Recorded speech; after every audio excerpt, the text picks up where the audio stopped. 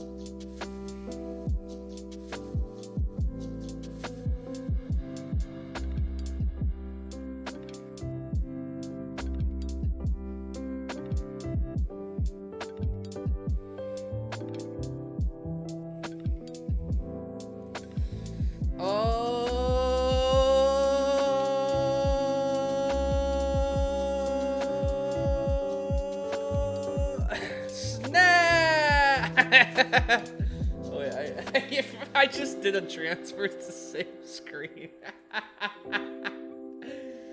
Oh wait, I gotta do it again. I gotta do it. Yeah. Do it again. Oh.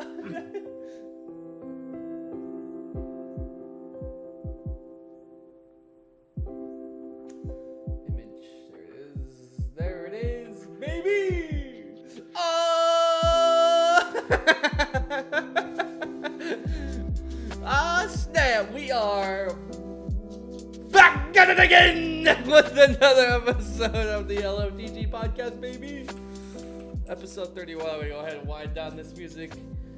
I'm your host, Refresh, sitting next to me, always kind of, but not really. A little affected by the new seasonal weather, Mohawk Mike. You gotta, when you breathe, you gotta use your teeth as a filter.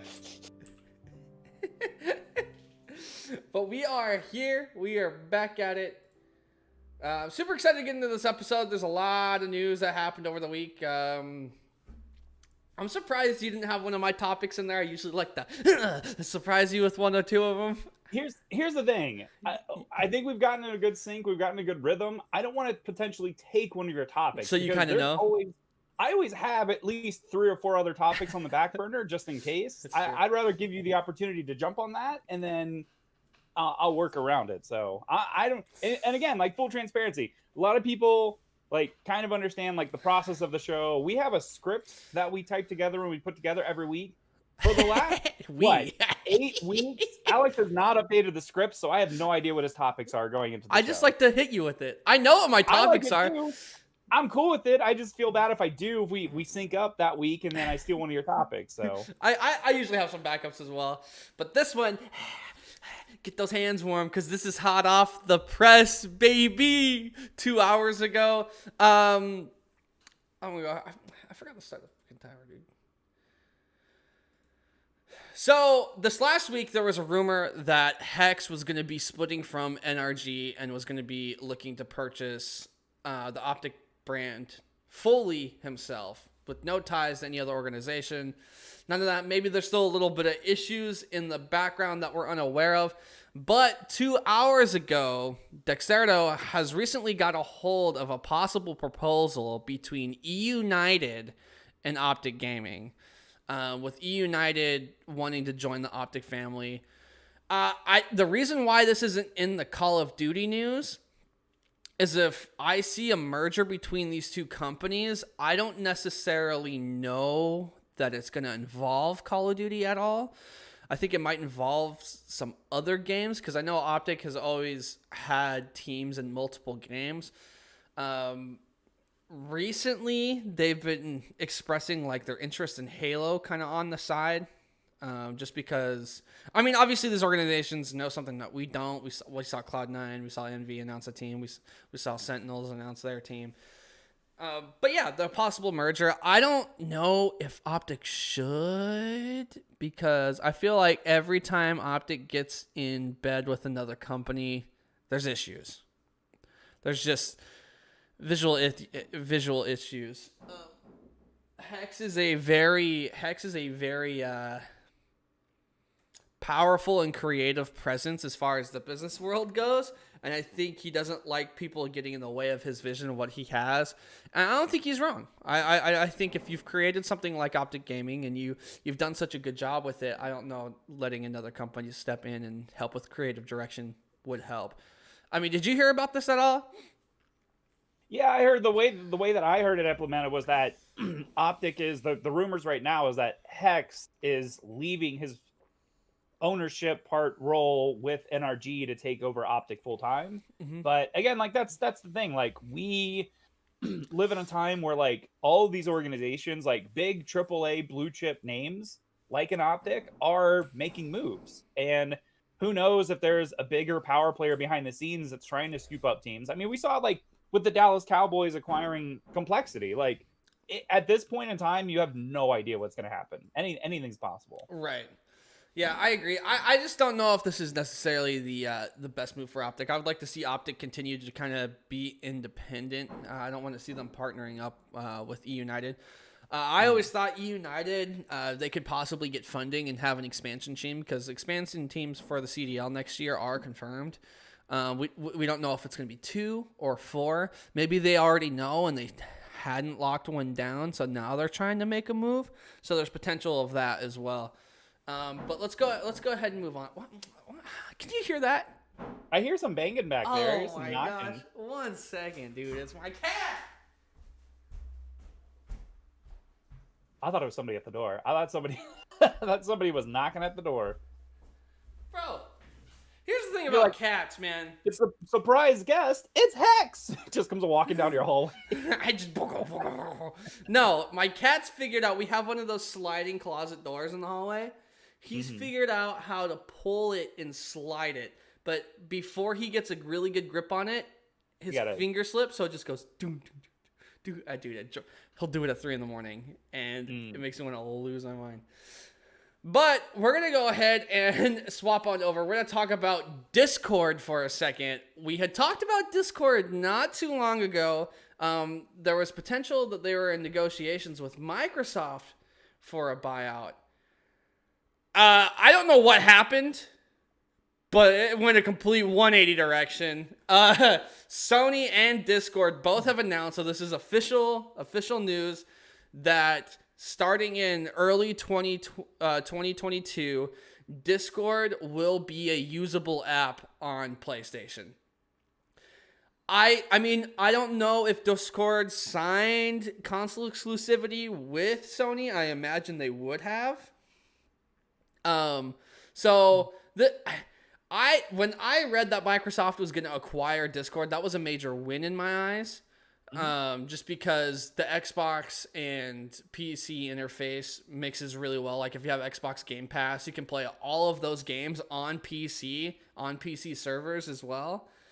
So I was like, oh yeah, that's a natural fit. I use Discord on my PC. I'm going to be able to use it on my on an Xbox as well. Nope. I mean, at least not yet. I don't know. I don't know if Microsoft, because Microsoft is in the middle of acquiring a bunch of different companies. So I don't know if they tried to just cover them in like a blanket attempt to get some of these companies. I mean, I don't think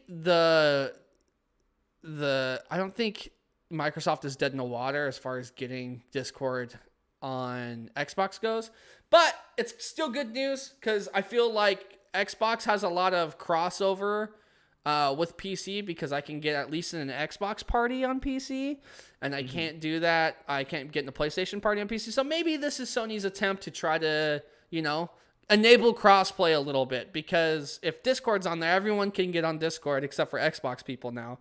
But at least people with Discord and Xbox and a PC can at least talk to both parties now, without being a game chat, I should say. Yeah, I think even bigger in the scope of this is like Microsoft already made moves like in the context of like esports and what does this potentially lead up to.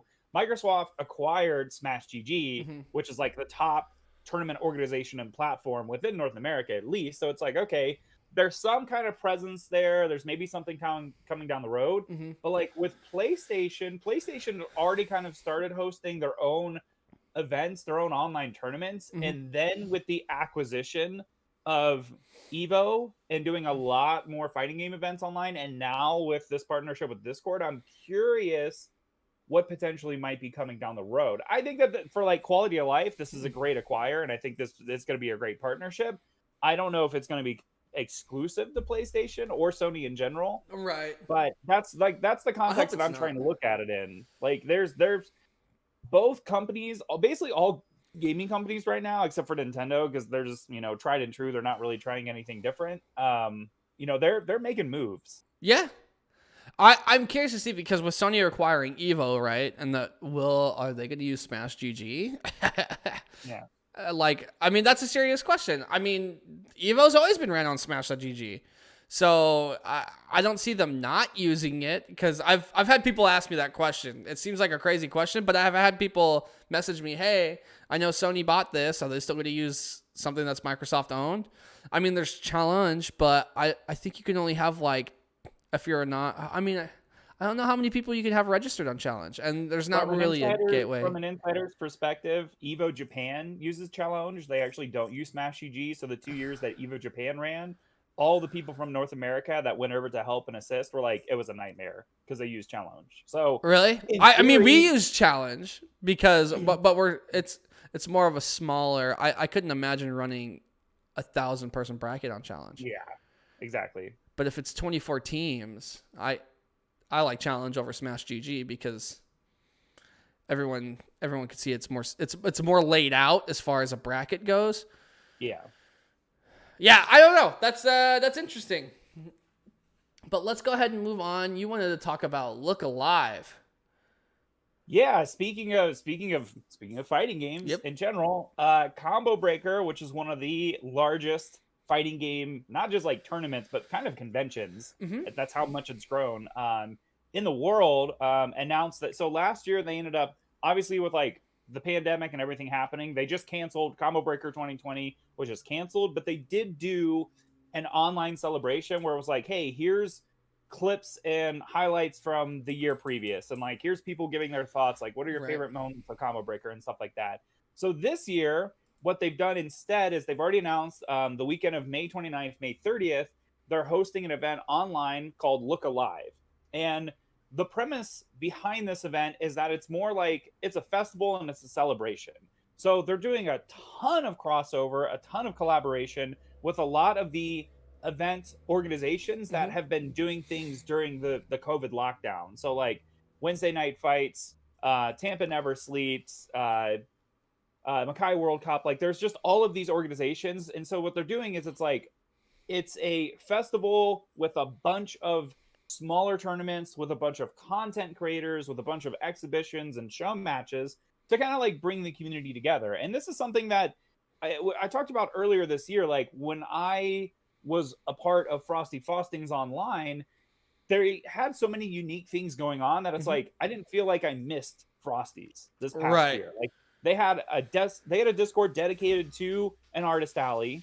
They had all these contests. They had all the online tournaments. They had their Guilty Gear tournament raised like $5,000 on Matcherino for the prize pool. Like there was a lot of stuff that was going on, moving and shaking. And so I'm very excited to see how this shapes up and how this looks, especially because there's so much collaboration here. Right. I'm interested to see like there's like Hold Back the Block is like got like documentaries, but then like this is a tournament organization, and then this is a content creator. Like it seems like it's gonna be a really cool like amalgamation of everything that you would normally get at a Combo Breaker anyway, but just in an online capacity. Right. Yeah. No, I think Frosties did a really good job with everything that they did during the pandemic. So I'm super excited to see how Combo Breaker does. I mean, we have super close ties to Combo Breaker, as we do Frostings as well. So yeah, I'm super interested to see how this goes. And I hope we get Combo Breaker is one of my favorite events. Mm-hmm. It feels like more of a hangout, like a big hangout, than it does like a big tournament, which is something that you don't get at every major event. So hopefully they kind of keep the same vibe in this online event. So I mean, we'll see. It's pretty interesting. Yep. Well, and then keeping on that track, because we talked about it last week. This one to me like blew my mind. I actually had like another topic I wanted to talk about, but I was like, I feel like this one is important. So we talked about last week or 2 weeks ago that Project L, which is the fighting game that's currently being developed by Riot within the League of Legends universe, had localization testing. So basically what they did is they invited people from the community, people around the Southern California area to come into the studio and test the current build of the game. Obviously, this got everybody online very excited because that means that they're to the point that they have a solid enough build that it's like, okay, you know, are we going to get gameplay footage? Are we going to get some kind of beta? Like, what does the game look like? And interesting enough, a lot of people got duped because around the hype with that localization test, closed door, like complete NDA, nobody knew what was going on. There was a Twitter account that popped up at Play Project L that was promoting itself as being the official Twitter for Project L. And one of the unique things they did, I mean, they gained like over 10,000 followers in the span of hours. And really, it was just kind of like, it was just a simple image. There wasn't really a lot going on. They actually tagged, you know, fighting game being developed for at Riot Games. Like it seemed like it was fairly legit. Right. Until they sent out a tweet that said more information. I believe it was May 25th. The funny thing is the account's completely gone now. It got shut down. It's been suspended. So they sent out a tweet and they're like, official gameplay trailer on Twitch, come hang out with us May 25th. And so everybody's freaking out. They're like, man, this is awesome. The clip of the video that they showed was actually from the trailer for Legends of Runeterra, which like immediately in my mind, like, this isn't right. Riot is not a company that's going to recycle assets for, especially for a game announcement. So like, I was already kind of skeptical about it. So Tom Cannon, who is one of the developers and co-owners of Evo, went to Twitter and said, hey, I know everybody's super excited for this game and we have a pretty solid build, but don't anticipate seeing anything or actually getting hands-on until the end of the year. He also replied back saying, like, we have a developer update that we want to release, but it won't be later into this year. So fans went from all of the speculation and excitement for like, oh man, Project L, it's finally going to happen. We're going to get a beta. We're going to blah, blah, blah, blah, blah. Like, no, like just completely knock that out of your mind. Maybe they'll surprise us later down the road. Who knows? Maybe that'd be a cool surprise. But as it sits right now, no online, no beta. You're not going to be able to get your hands on with the game until 2022. I mean, there's only one place to announce it. There's only one place to really have a tournament, and you know it's Evo. Like, I don't see them really talking about the game until we have an Evo. I feel like that's the goal, or it releasing before Evo. I feel like it's going to be centralized around Evo. It's going to be displayed at, or it's going to be played at Evo. I don't see. So I see maybe the end of the year we see a trailer or something. Maybe we see some beta end of first quarter. And then as we get into the second quarter, maybe we get a release date. And it's probably going to be a week before Evo. And then Gaming Generations is going to have to update all those consoles. Or they're going to figure out what to do with VCs. Hopefully something gets figured out. I think the biggest takeaway too, though, is like we know that this game has been being worked on for a while. Like, we're talking years down the road. So to me, it's like, okay, if we're not going to get a beta or any kind of like taste before the end of the year, they are balancing the crap out of this game.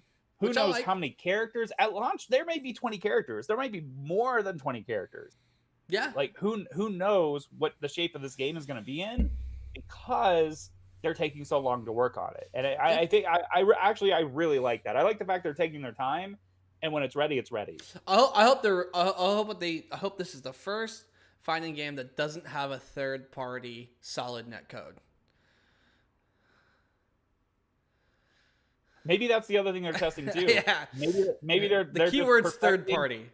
I mean, the Cannon brothers are originally one of the main developers behind GGPO, right, which was the rollback technology that a lot of fighting games are using. I actually think that was why they were acquired by Riot Games. I don't like their game studio, like they had stuff going on and they had Rising Thunder, which is now basically Project L, but I actually think their GGPO technology is the reason Riot came and hired their studio. Probably. I mean, that's a good move. But we're gonna go ahead and move on to the reload. We're actually gonna start off with my stuff today. Just because I do have some news in the CDL, but I'm gonna run through the Overwatch League and just kind of updates on where we are as matches and what the schedule's looking like this next week. And then we're gonna hop right into Call of Duty. So right now I have the standings after this last week. We have Philadelphia Fusion sitting at top 4-1. Just a heads up, we have a lot of teams that are 4-1 right now in the OWL. We have Philadelphia Fusion. Then we have the Hunters, Washington Justice. We have Shanghai Dragons, Houston Outlaws. Right? Is that the last one? All of those teams, everyone in your top 5 is 4-1. The difference is your maps win losses. So Philadelphia has 14-6. Everyone else is about 13-5, 13-6. So that extra map point that Philadelphia has, they do have an extra loss. They do have one tie as well. So it looks like their series may be a little bit closer, maybe a little bit too close for comfort. The only other team I would be worried about in this team that's 4-1 is Shanghai Dragons. They've actually lost 7 maps in this map pool, which is the most of anybody until you have someone. Oh, I lied. So worry about 2 teams. Worry about the Shanghai Dragons and the Houston Outlaws. Shanghai Dragons have lost 7 maps, and Houston Outlaws have lost 8. Florida, I don't know why Florida is listed as 6th on their website. They're still a couple points behind, but they have 1 extra win and the same amount of losses and their map pool. So maybe Florida's really at the top. I think they might have. It says they only have 3 points, but they should have 4. So I'm starting this. I think OWL has an issue on their website. I think Florida Mayhem does have that extra point. But Florida Mayhem, Seoul, the Dynasty, San Francisco Shock, Toronto, and Toronto. They all have sitting at 3 points, 7, 8, 9, and 10. San Francisco Shock actually went up. They were lower half. They were right around where Atlanta Reign was. Sitting at 2 points. You only have 2 teams sitting at 2 points right now. You have Dallas Fuel and Los Angeles. Everyone with 1 point. Atlanta, Spark, Paris, Charge, Boston, New York, Vancouver, London, and Los Angeles. They're all sitting at 1 or 0 points. So, I mean, the top 5 staying around the top 5. It should get a bit mixy this week because I believe some of these teams play, but it looks like, so we have Shanghai Dragons playing Florida Mayhem. I almost said Mutineers. Thursday at 7 p.m. So that should be a really, really good match. That's going to determine who kind of starts to fall off in the points category. And then we have Hunters are playing a must-win against Dallas Fuel. If the Hunters lose this, they'll be in the similar hot water as Florida or Shanghai. Dallas Fuel will go up in the standings. So, and then all the other matches are TBD. They don't have the rest of the schedule planned out. So that's your Overwatch update. Pretty simple. We're just going to kind of go over. I want to take a quick moment. So there's another podcast out there that I think is actually very interesting. It's part of the Fox Sports 1 kind of house of programming. It's called Cheesesteaks and Controllers. It's a group of guys out of Philadelphia. They do kind of the same thing. It's just kind of an open form podcast where they talk about primarily esports. And one of the things that they do is they've been the same way that we've been doing our predictions with CDL. They've been doing predictions for the Overwatch League. Like that's their main kind of league that they cover. Going into this past Saturday, they predicted all 12 matches correct. 100%. Damn. They were 12-0.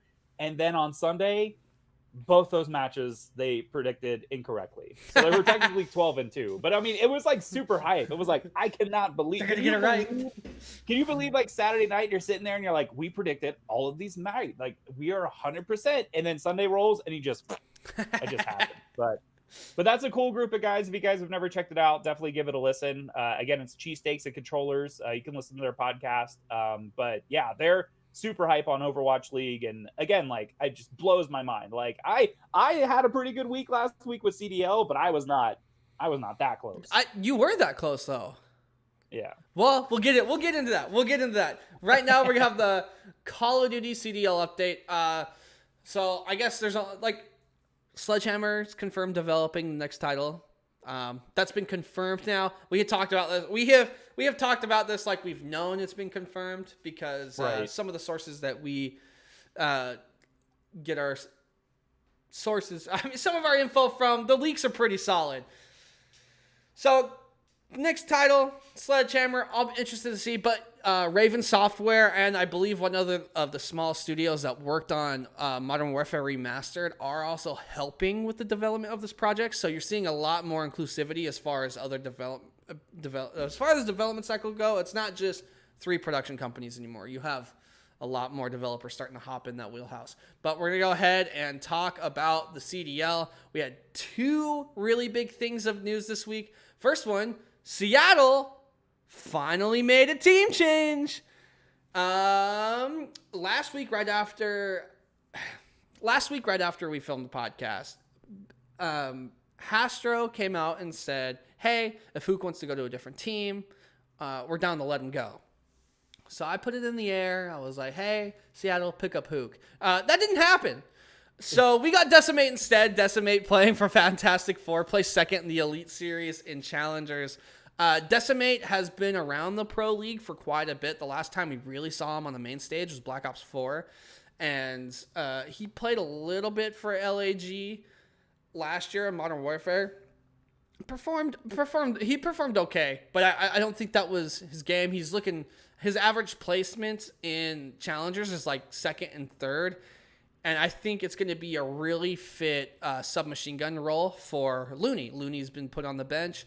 Looney would make plays, but I was talking to my friend the other week, and he just wasn't getting the kills that you should be killing in the middle of the map. There's this infamous him when they were playing Dallas in the Game 5, and Shotzi on Miami just obliterated Looney because Looney just choked a gunfight. So no more of that, maybe, hopefully. And the second big piece of news is Hook. We were all wondering, where is Hook going? Hook, All-Star, was on an Envy roster 5 years ago. He's been on Envy for 5 years, whether it be Halo or Call of Duty. And this roster was really built around Hook.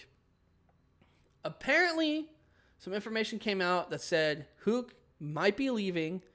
And in The Flank, which is Tommy Zuma's podcast, last week, they were speculating some bad blood. And usually when a couple of players are talking about it, we had Methods, Asim, we had Scraps, they were all in the chat. And they all kind of agreed on that. So maybe there was something in the background that we didn't see outside of maybe some gameplay issues. And which was confusing to me because Hook definitely wasn't causing those gameplay issues.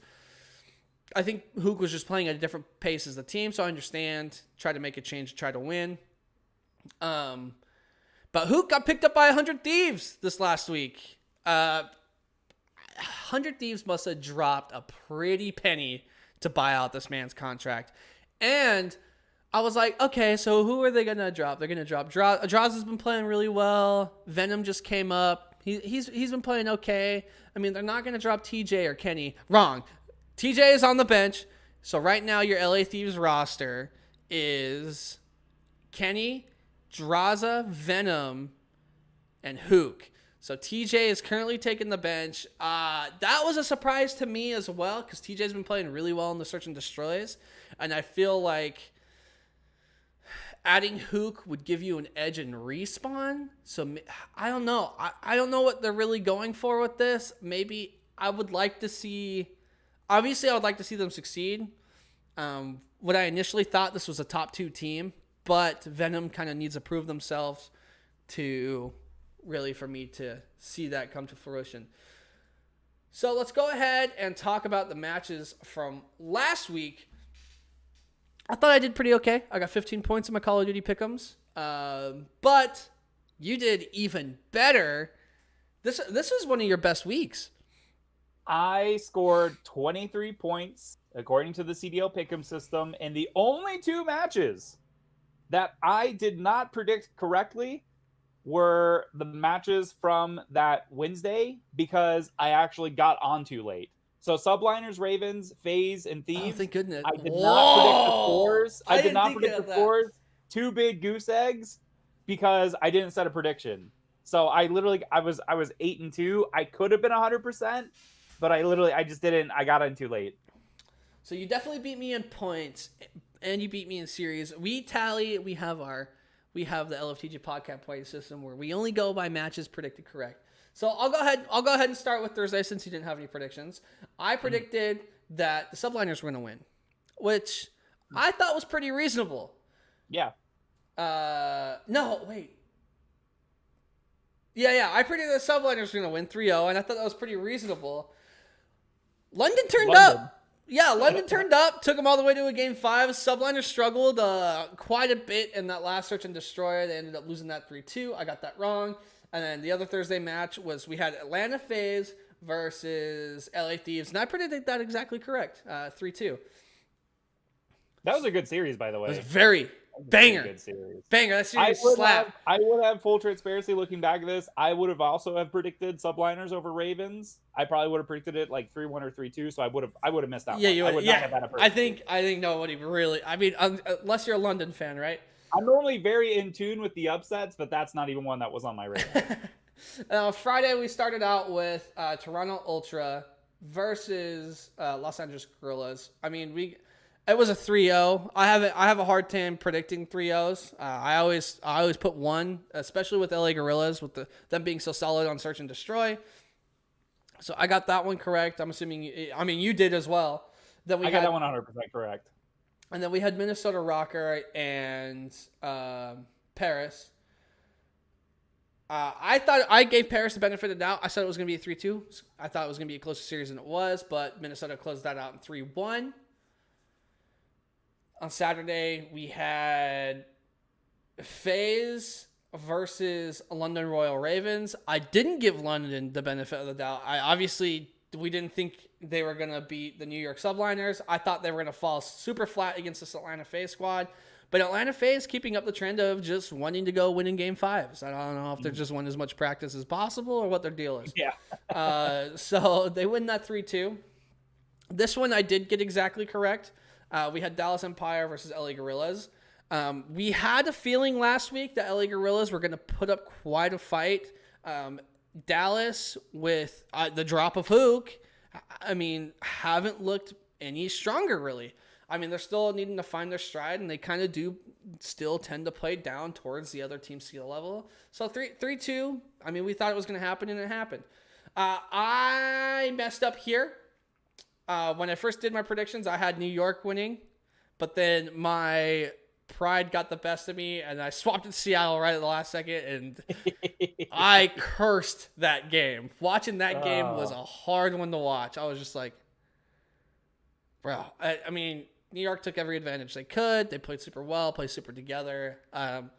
Hydra, Mac, Asim, and Clayster. I honestly believe outside of this loss from London, I believe they're one of the better looking teams in the league. I think they could easily be top 4. Easily. I think if it came down to it, and if it was champs weekend next weekend, I think there's a percentage that they win. I believe that with my heart. And then Sunday, the final day, we're going to go ahead and move on. We had Florida versus Paris Legion. I doubted the Legion. You obviously don't and never do. I thought Florida was going to play a little stronger. They have Havoc now. Florida still has the same problems. I think they're kind of in a similar rut as they were before. They're having a hard time playing together. I feel like Skies and Awakening, they don't really go off when they need to, like at the same time. They kind of take turns, which is not what you want from your ARs.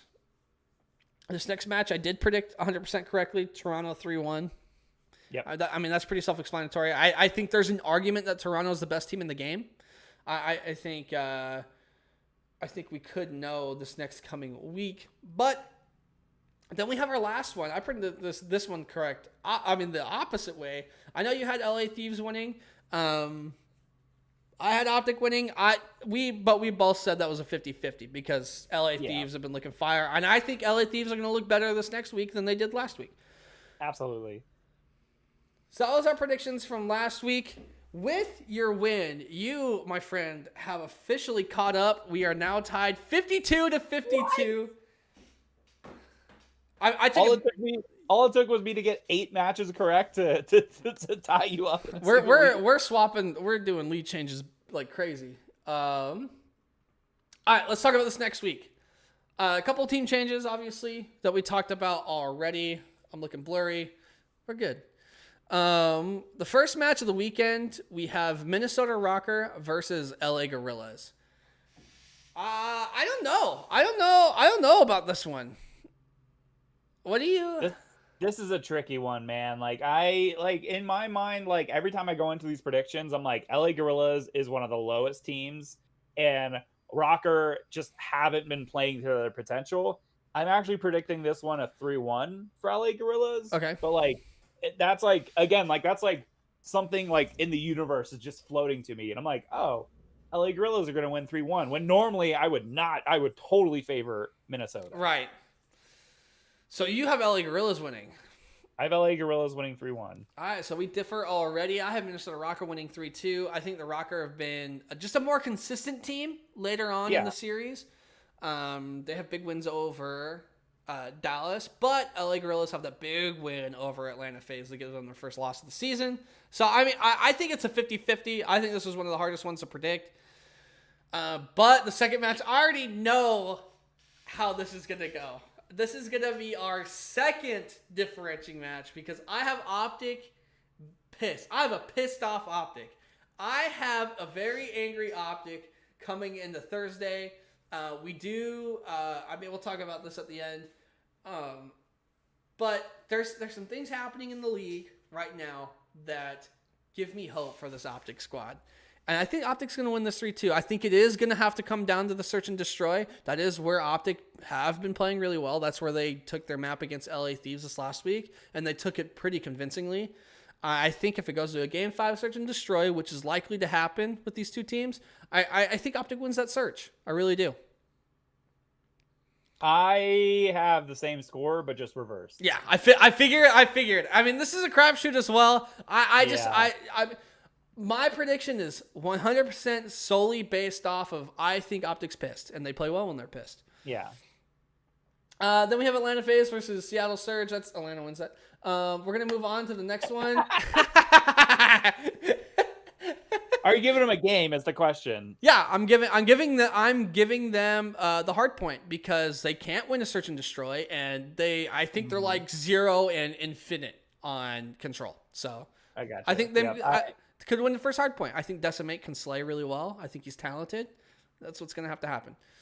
I think you're right. I think it is going to be a 3-1, but I just put down 3-0 just to kind of spite you. yeah, no, that's fine. I put 3-1.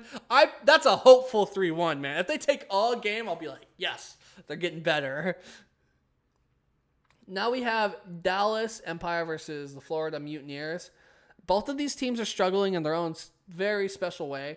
I did see some life from Florida this last weekend. However, they were playing against Paris, and I think they caught up a little bit too fast. They weren't able to catch up fast enough. I actually have this as like my first big upset of the weekend. I have Florida winning this.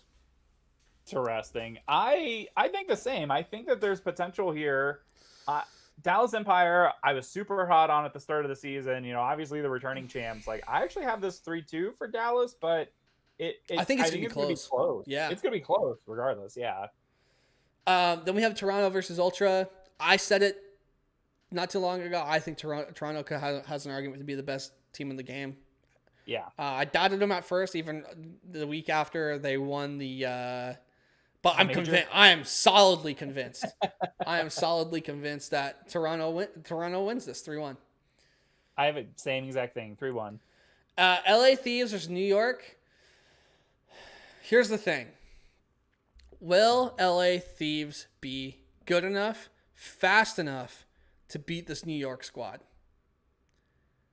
I say yeah, man. I'm shooting for it. I think LA Thieves, if they play well, they could be a top 2 team in the game.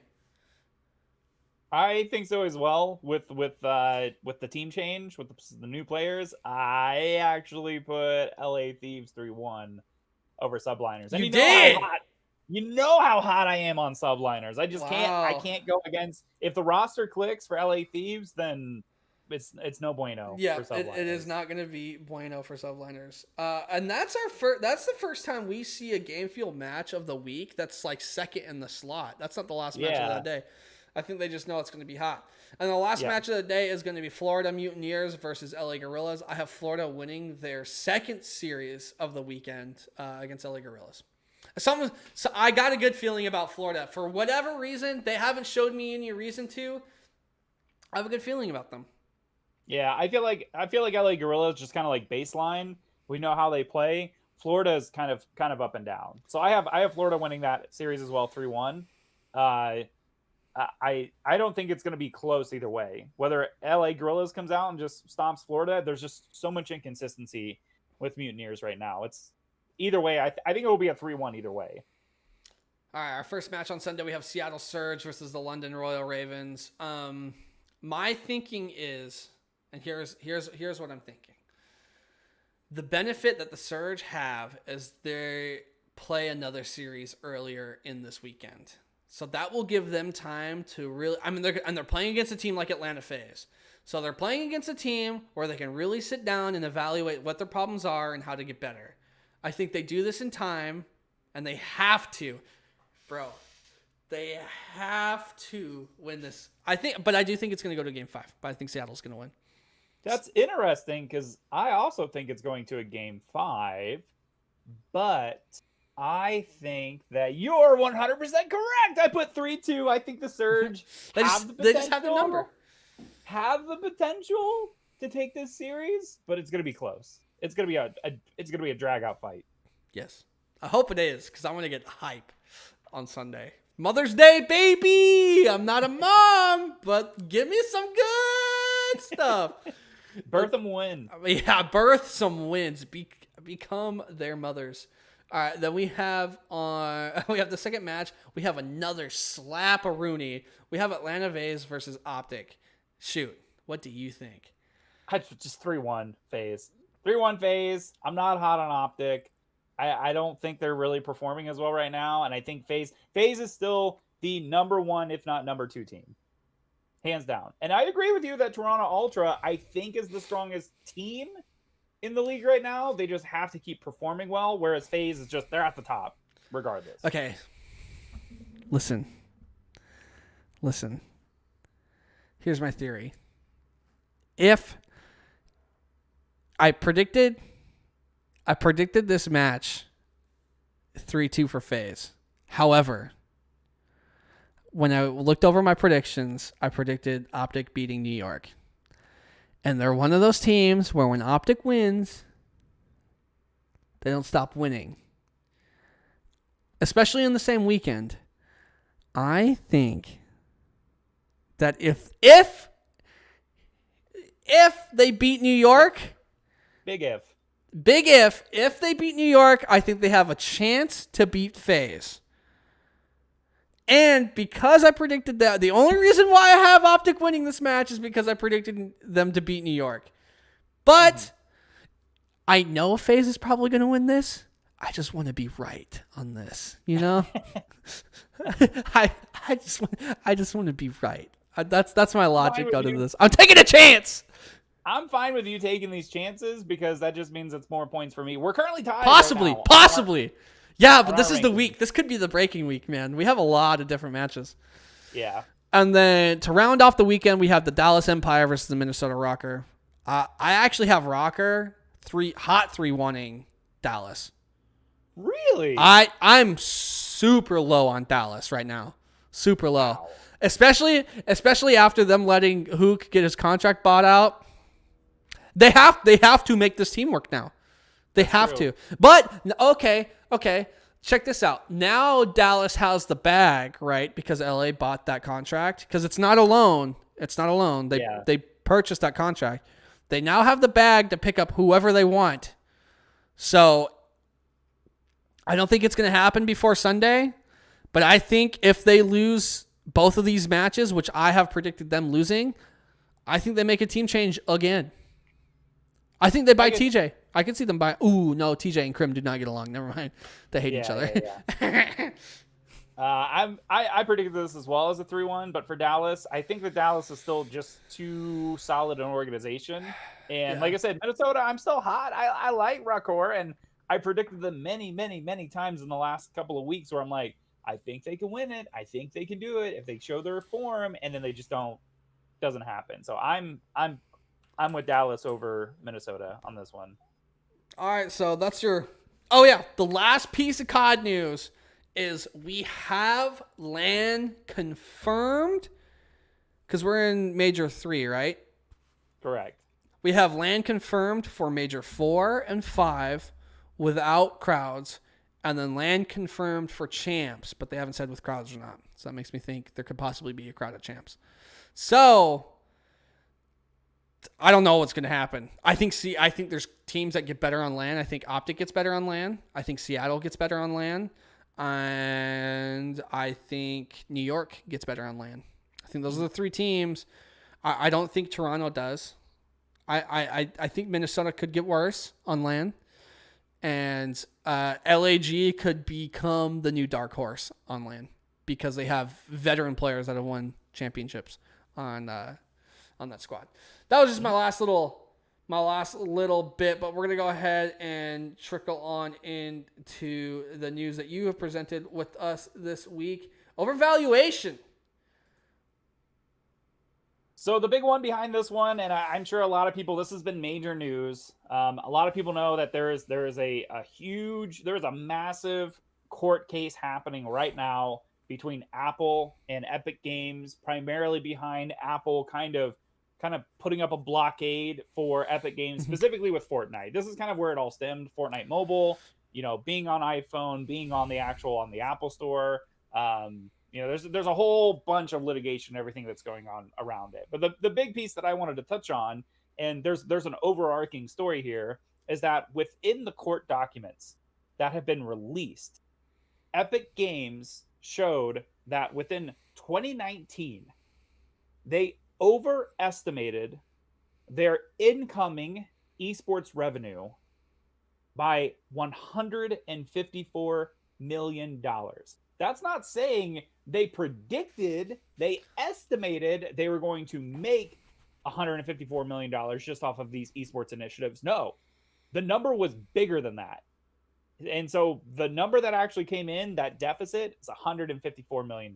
They, at the end of the year, I think they showed it was like over $4 billion as a profit altogether. So it's like, it's weird to say that's kind of chump change, but like, it's so crazy to be like, we see this over and over and over again with a lot of companies. You see like the New York Times, you see Forbes, you see like even like more reputable esports publications that are like, oh, estimated watch hours by 2024 are going to be over 1 billion watch hours, and it's going to be a $3 trillion industry. And there's just like all these numbers always floating around. Yeah. And it's like, it's super dangerous to keep living like this in this industry because you have all these investors that are coming in, they're dumping all of this money, all of this revenue, and then when they don't actually see their return on investment, it really hurts everything. And we've talked about this kind of before, like back when the economy kind of crashed at 2007, 2008,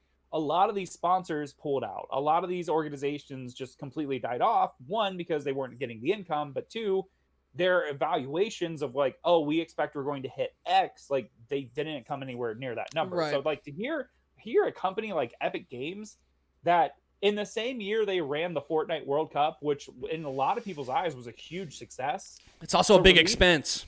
Yeah, it's a huge expense. So for them to come out in this public document, this public forum, and be like, hey, here's what we estimated our income was going to be. And, they're kind of using this as kind of like the argument against Apple. Like, hey, like we have these investors, we have numbers that we need to hit. And because you blockaded us, we can't use your platform, blah, blah, blah. But like $154 million overestimation is nuts. That is insane. I think the big thing here, I think the big thing we see in this industry is there's a lot of overvaluation, but there's also some undervaluation as well. I think there's a lot of people that don't think. A lot of people underrate. I mean, a lot of people underrate the FGC a little bit, and we can't talk too much. But there's some money that comes floating in. We're just like, what? Like, what? Like for this, you made this much on this. I think a lot of overvaluation comes from people that aren't really in the space. And a lot of these developers, they obviously throw overvaluation out there. They want to show these other companies that this is the potential that they could make, so more people get invested into that company. So overvaluation in a company in general is not something that's uncommon. It's just when we see astronomical numbers like 150 million, that's when it gets a bit ridiculous. I think a lot more people need to be realistic on the space that we're in. And don't get me wrong, the space of esports makes a lot of money, but you have to do it in a very specific way. And when you saw the Fortnite World Cup and you saw all this and how much the prize pool was and how big the stage was and the stadium and the location that they're in, and then how many people got in for free because they're influencers, they lost money on that event. The Fortnite World Cup, I'm assuming, was not too profitable of an event.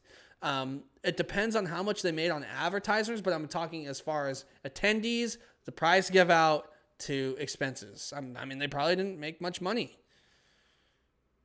And I think the same exact thing. And I think that's part of the biggest issue is that you have these outside forces that are coming in and they're evaluating the space and they're looking and they're predicting, obviously, I think the industry is going to continue growing. If you go back even 10 years ago and there might be, that's something I don't think anybody has ever done. I'd be curious if we were to go back 10 years and look at evaluations back then and see how closely they line up, how far off, or even how accurate they even were back then. But I think they would be off. Obviously, a lot of the stories you see are they're clickbait, over centralized, esports to be a $20 trillion industry by 2025. You're that's the stuff that you see, but you don't actually see the these internal conversations where somebody sits down with an Intel and they're like, hey, this is what we're predicting for the next 5 years. And Intel's like, okay, cool, let's do it. Let's make it happen. To where it's those numbers aren't as far off. It's a little more actually in line with the industry. But yeah, if you go even back 10 years, what people were predicting now, I don't even we're even anywhere close. No. But again, that's my perception. I'm just seeing this where it's $154 million over evaluation. I'm that's insane. That is nuts. As somebody who works in the industry, I'm that's wishful thinking. Fortnite was a huge game. Fortnite broke tons of records and barriers, but I don't. I wonder, do you know who wrote this article? Which article? The esports evaluation. Do you know what where it came out on? Because I know, did Epic say, hey, we over-evaluated or we're over-evaluated? Yes, because here's the thing. These are all public documents because of the court case. Because of the court case. Okay. Yeah. So a lot of Jacob Wolf and esports.com, a lot of these publications picked up on it because it's major news. Yeah. It's a lot of this stuff is coming out because of the court case and they're now public documents. I'd be curious to see if they have lumped their marketing with esports as well. When they advertise a new skin during the Fortnite World Cup, how many people buy that skin during that time period? And I wonder if that counted towards their esports revenue, because I believe in some cases it should. I mean, what I really like about the CDL is they obviously have their league and they have profit sharing throughout the league. And when you see one team is being very successful, we'll take Chicago. I mean, Chicago. I was going to call them the Huntsmen. Obviously, they're Optic this year. Chicago last year broke even on their investment. Last year, for the first year. That's really good. So, obviously, they're doing a bit extra as far as content goes, but there's profit sharing in the CDL. And I think you can really break down what your league does in advertising when you have something like your CDL skins and you have more specific marketing. I feel like Fortnite's one of those games where it's kind of all lumped into one. They don't really advertise. I mean, they advertise their esports scene through influencers, but they don't do it within the game. They don't. It's just different. It's not. I'm not saying that they do a bad job, because they don't. Because the Fortnite World Cup was obviously massive as far as viewership and attendance and all that fun stuff. But it's just a different. So I wonder if they kind of have taken that into consideration when looking at these evaluations. As does it bring more people into the game? Like I don't know. That's tough. It's valuations on esports, especially through a game, when it's not through a league itself. It's super hard to be accurate in my eyes on what the value is brought in with that esport. I think the interesting thing there too, that I didn't even think about until you were just kind of sharing those thoughts, is that we saw a massive reduction of esports focused events for Fortnite in 2020. Like, even right after the World Cup. Even after the World Cup, it went down. Yeah, they came out public announcements like, hey, like there's not going to be a World Cup this year. Hey, like even like, obviously like with the pandemic, things are tough, but like they completely slimmed down their online events as well. Like they completely, and now maybe that's part of this case with, people stop streaming it too. Like like that. I mean, a lot of people were like, oh, like you have this people being crazy to say, oh, the players should have permission to stream the game. They should have like copyright laws. It's like when players stop streaming your game, no one plays your game. Yeah. And I think this is a very prime example of not a death of an esport, but a lull in an esports history, where the game that was super popular and crazy in the esport world is now basically silent because no one's streaming the game. Mm-hmm. I think that's a big deal. But overvaluation, it's going to happen. I think something this astronomical as far as numbers go, I think it was just they were just trying to flex, and they overflexed and they got caught. Mm-hmm. But let's go ahead and move on to the next one. It's labeled talk to me about this. Yeah, so I titled this one Big Brother because there were two major happenings this past week that I think we discussed, and it's one of those things like it's a bigger scope than just like tournaments and esports. But like one of them, the first one I want to lead in is everything that's currently happening with the Overwatch League.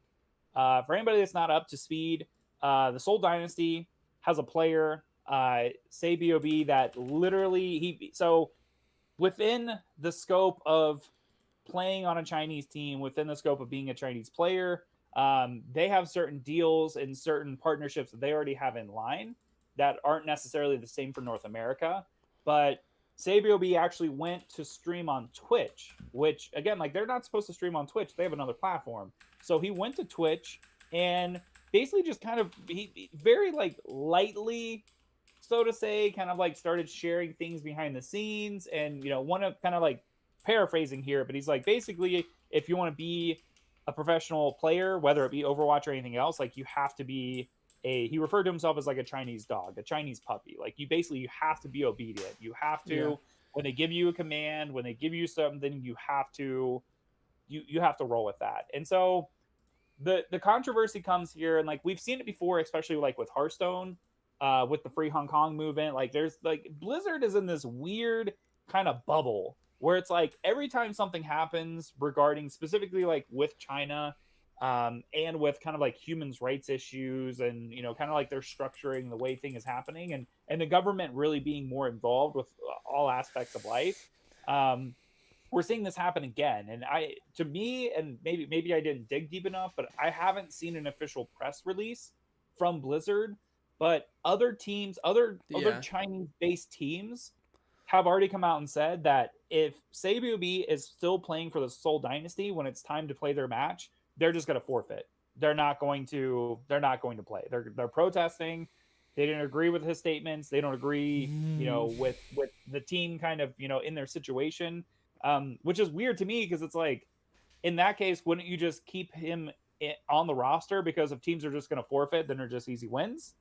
That would kind of make sense, but we haven't seen the end of this. And so waiting to see, like, there were actual, like, the team manager, like, came out, was like, yeah, we don't think politics should be involved with esports. Like, you should just, if you're a sports player, you should just play the game. You're here for entertainment. And so, Right. like, there's this whole, like, tangled web of all the stuff that's going on. And again, us, like, we're kind of like in North America, like, we're getting this information secondhanded because a Right. lot of it isn't being posted on, open social media, and there has to be a translation. So it's like we're still getting like bits and pieces of it, but it's insane to me to think that basically, obviously, like, there are things that you could say on stream, there are things that you could do on stream, even like outside of like terms of service stuff that like Right. would get you in hot water and would get you I mean, look, we just saw 4 professional players from the Gears of War Pro League that are completely banned because they went in and harassed a streamer. Like, there are things that you could do that are so heinous that are going to get you blocked and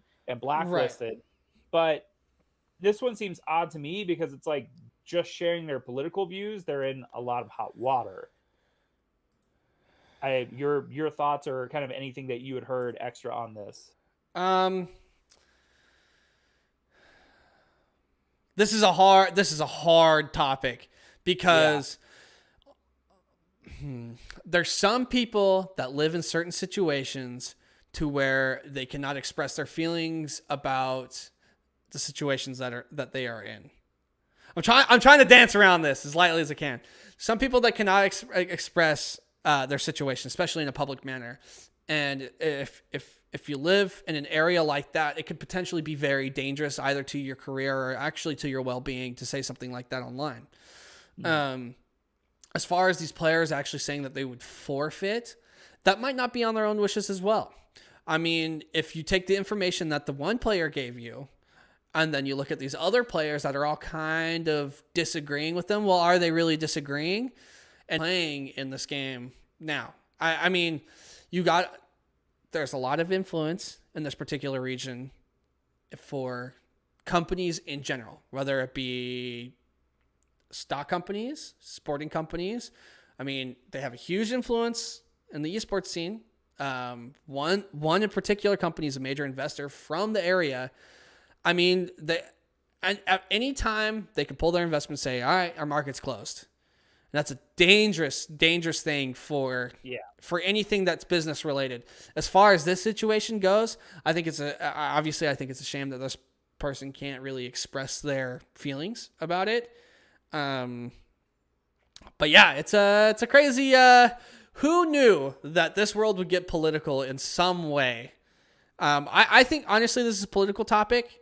I mean, we could really dive into this political topic, and we could really go into it politically, whether people agree with us or not. I don't think it's right, and I think honestly, shame on the players that's saying they would forfeit for someone expressing their belief.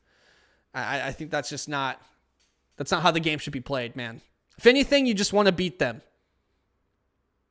That's how it goes. Yeah. Well, speaking of speaking your piece, sharing your mind, the other aspect of this story, the big news that broke, is that Riot announced that they will be having an update in which to combat toxicity and help with banning of players, they will be recording voice comms. It's not like they didn't say like everybody, a lot of people were like kind of taking it with like, okay, they're going to be listening. Like somebody at Riot, kind of like we have the joke, Right. In North America, like the FBI, the CIA, like they're listening to your cell phone. Like even if your cell phone is off, like there's an agent listening to you, right? There's somebody literally sitting at a desk that's just listening to your phone. But no, this one's interesting too. It's like, like when I first heard the news, I'm like, okay, they're going to be recording the voice comms. That way, if somebody reports a player, they can go back and help with that determination. Like immediately, I'm like, this is brilliant. Like that's going to be massive amounts of data. Right. And so long as they keep it secure and there's nothing happening with it, I'm totally fine with this. But I don't think anybody believes that this is the case. Those audio files are not going to sit dormant. They're not just going to sit there and wait to be reviewed. Like there's going to be, some potential there for some kind of like program or algorithm to listen to key phrases and maybe do an auto ban, or it's this one's wild to me, because we've never, like, obviously, like, toxicity in games is, like, obviously it's a huge problem. Riot Games are very notorious for having a lot of these issues to deal with this. And, like, again, like, the situation I'm in is, like, I totally agree with this, because I don't do that online. I don't jump in random servers. I don't call people names. I don't harass. I don't do that kind of stuff. So I'm like, doesn't affect me. I'm totally fine with it. Yeah. But if somehow I use a phrase like, oh yeah, I went for the other night, I had Taco Bell for dinner, and now all of a sudden on my phone I'm getting like Taco Bell advertisements, or I'm getting something, it already happens. Like, we're living in this world. I just don't know if I'm okay with that happening in a game that's supposed to be fun and leisurely and hanging with your friends. I mean, if you're playing the game on PC, it's probably already happening. Yeah, that's true. It's just now happening again through a different server. I mean, instead of it happening once, it's happening twice. I mean, that's just the world that we live in. I just think, like, obviously, if you're really freaked out about this, you're probably being an asshole at some point. What I hope is that they don't misinterpret trash talk for, like, harassment. There's a difference. And there's a big difference between trash talk and harassment. Like, you've been to a LAN. If you're trash talking your own teams, then that technically is harassment, isn't it? Well, it depends if it's playful or not. Because if I'm sitting there watching my friend try to clutch up on a 1v1 search and destroy, and he gets dumped on, I'm gonna be like, bro.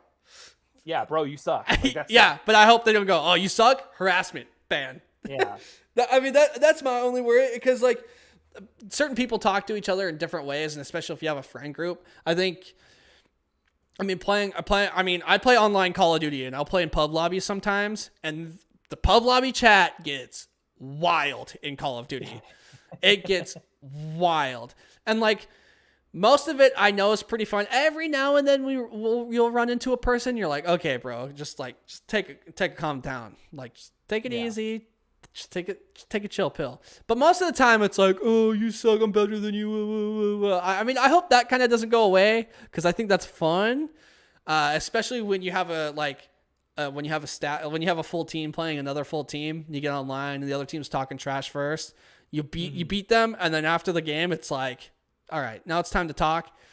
I mean, I'm not too concerned about this, just because, like I said, it's already happening. I'm just curious to see where someone is gonna draw a line.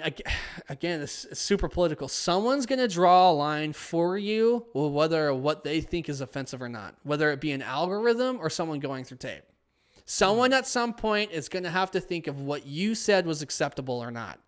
Yeah. And that's the only part that kind of freaks me out.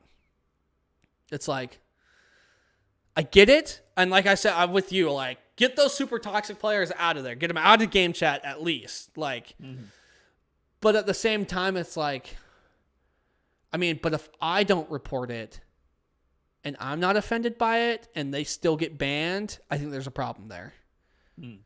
I think it should have to be on, like, but then again, people report people because they think they're cheating, just because, like, I mean, my Xbox account has been reported during Halo because people thought I was cheating.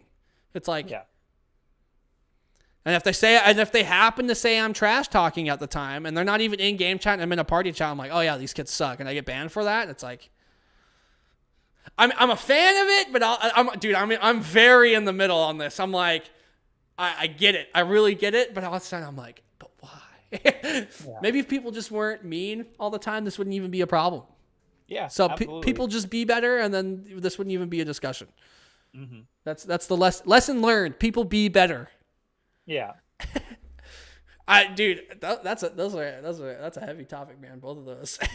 I have to bounce around them. I mean, it sucks, but I feel like I have to bounce around them lightly. Yeah. I feel like it makes sense, though. I feel like I did an okay job making sense of myself. Yeah, that's just a rough spot. It's gonna happen again, man. When something like this pops up, it's gonna keep popping up, and it's gonna be more and more often. So Yep. I mean, who knows? Eventually, we'll turn into the political esports show where we talk about the different politics in esports and whether things are right or wrong. But The only thing I will say here is like kudos to Riot actually like releasing the statement like, hey, here's the deal. Like big maybe PR it's risk. more just it's like a scare tactic too. It's like, hey, we have your comms. If you get reported, we're gonna listen. Whereas like I guarantee Epic is listening to your comms on Fortnite. I guarantee 100%. Yeah. Dog water. Start banning people for using dog water. That's so funny. All right, we're gonna go ahead and move on to our upcoming events. We're gonna go ahead. You're gonna go ahead and start. You know what I'm gonna be watching this weekend. But you've given me a solid second thing to watch. Go ahead. Let's talk about the Trovo birthday bash, baby. Yeah, this is wild. I talked about last week the announcement with Trovo Titans, and for the 1 year anniversary, they have a whole bunch of tournaments coming up. They got a whole bunch of like cool different like content for the community, weekly tournaments, all this stuff. This weekend for North America, they have a free to enter League of Legends ARAM event. Now remember, again, like this is in honor of their 1 year anniversary. This is the birthday bash. So like some of the game types here, some of the tournaments they've announced are like a little different. It's not just like a standard League of Legends tournament. This is a free to enter League of Legends ARAM tournament qualifiers on Friday, May 7th and the 8th, with the Sunday finals taking place. $7,500 up for grabs in the prize pool. Free to enter League of Legends ARAM tournament, $7,500. That's nuts. Hey, I'm bad at League, but you said it was free? It's free and it's ARAM. Yep. It's free and it's ARAM. No, I like to see events like this popping up. Trovo, I think, is doing a really good job at like kind of broadening the spectrum of people like entering tournaments. It's not always just about the hardcore. I mean, just enter an ARAM tournament, give it a shot, you know? Yeah. What do you have to lose? Literally just nothing. You and a group of friends just get together. Yep. If you want more info, you can go to the website for Trovo Titans. So it's trovotitans.live. And again, like they have other tournaments coming up. They have Valorant. They have and that's the other thing too, is like they're all they're different regions too. So there's North America, there's Latin America also. I saw Latin America is also having a free to enter League of Legends ARAM tournament this weekend as well. The prize pot is a little different, but there again, like should be easy money. Should be easy money. For sure. And then we're going to go ahead. I'm not even going to really pull it up. I'm going to watch the CDL. Yeah. I got a friend coming in from out of state. We might do a little LAN. Everyone's getting vaccinated. I've got mine scheduled, and we're going to get to rolling on some LANs a little bit. It's now acceptable in the state to where if you are vaccinated, you can have gatherings with no masks. It's weird. We're getting there. And the rumors of events, they're sizzling. So also, I mean, just kind of like off the tail end of that, with LANs coming back as well. There was announcements earlier today. Riot has announced that there are a series of LAN events that are coming out later this year. Teamfight Tactics, League of Legends, like obviously like, you know, a lot of their mainstays.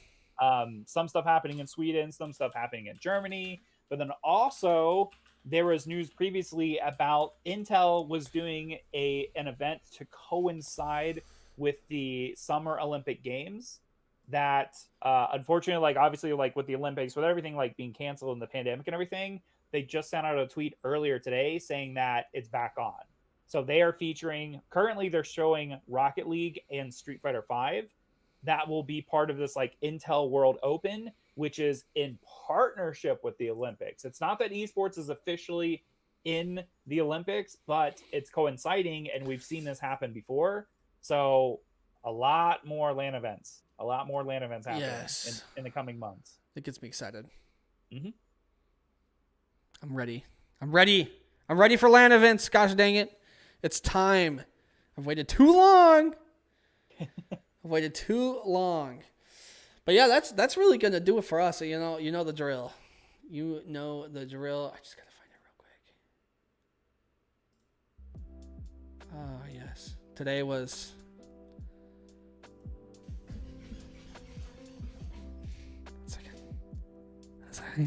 as I lean in here and crank up the volume on my blurry camera.